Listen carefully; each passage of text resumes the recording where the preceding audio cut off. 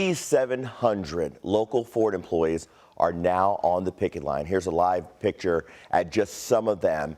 This is the Kentucky truck plant here in Louisville out on Chamberlain Lane, the largest single group to join this now historic strike against the big three U.S. automakers. And this is a big deal.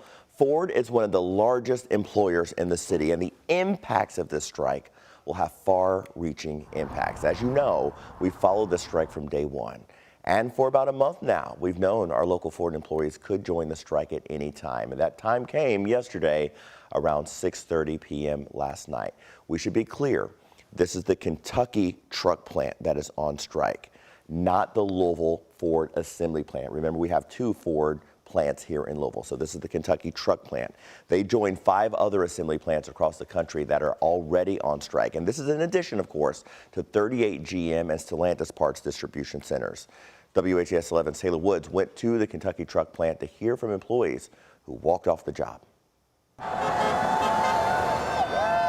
Horns blaring and dozens of Ford Kentucky truck plant workers chanting down Chamberlain Lane as they officially go on strike. It came by surprise when the local 862 president, Todd Dunn, received a call from the national UAW president at 5:38 p.m. wanting KTP to join the strike. They're behind us, so we're calling on Kentucky truck plant to stand up. We're dialed in. In August, union members practiced a picket line, hoping for better pay and benefits before the contract expired September 14th. That didn't happen, and now nearly 8,700 workers are walking off the job. We all want to get back to work. We all want to get a contract. It's time for Ford Motor Company to come the rest of the way to the table and work with our national negotiators. Striking workers will receive $500 a week from the union strike pay fund. Although they didn't want to strike, workers like David Firkins say they hope this catches Ford's attention. So by shutting this plant down, it's just showing Ford that we're not playing around no more. We gave concessions and they never gave back. We're wanting a fair day's work for a fair day's pay. In a statement, Ford said, quote, "The decision by the UAW to call a strike at Ford's Kentucky truck plant is grossly irresponsible, but unsurprising, given the union leadership's stated strategy of keeping the Detroit Three wounded for months." They went on to say, quote, "In addition to our offer on pay and benefits, Ford has been bargaining in good faith this week on joint venture battery plants, which are slated to begin production in the coming year. But workers say they will strike until they get what they need." In Louisville, Taylor Woods, WHAS 11 on your side. So this is a good opportunity to put some context with this. Kentucky's truck assembly plant is Ford's largest plant, and really it's one of the largest auto factories in the entire world. KTP produces the F-Series Super Duty Expedition and Lincoln Navigator, which generate $25 billion a year. That means the strike here could have some painful impacts.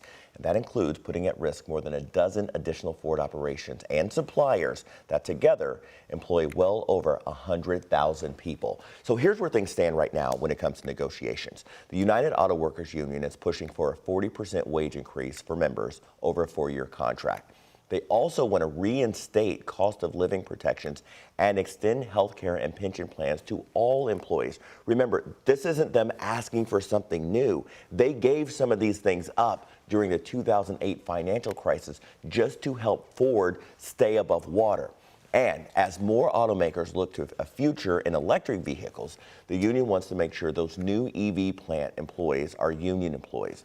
They also want to ensure protections are in place for when employees when existing plants shut down to shift to EV.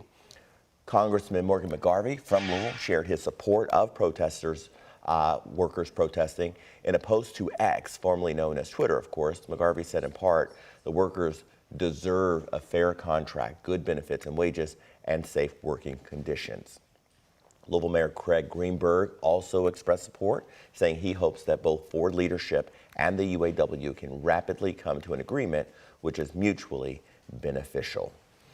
All right, 6:05 now, and just after 1 p.m. in Israel, I want to turn our attention to Israel. Israel is once again escalating its response to the Hamas attacks. Take a listen. And that's just part of it. New Israeli Defense Forces video shows its airstrikes shattering structures across Gaza it says are connected to terrorists. And Gaza civilians are really struggling. An Israeli-imposed siege is blocking food and fuel into the Hamas-led territory. The country is now calling out reserve troops for a potential ground offensive. The number of dead on both sides has risen to at least 2,300, and that includes at least 22 Americans. Several others are still missing and may have been taken hostage by Hamas. President Biden says the White House is working to free all hostages. There's a lot we're doing, a lot we're doing. I have not given up hope of bringing these folks home.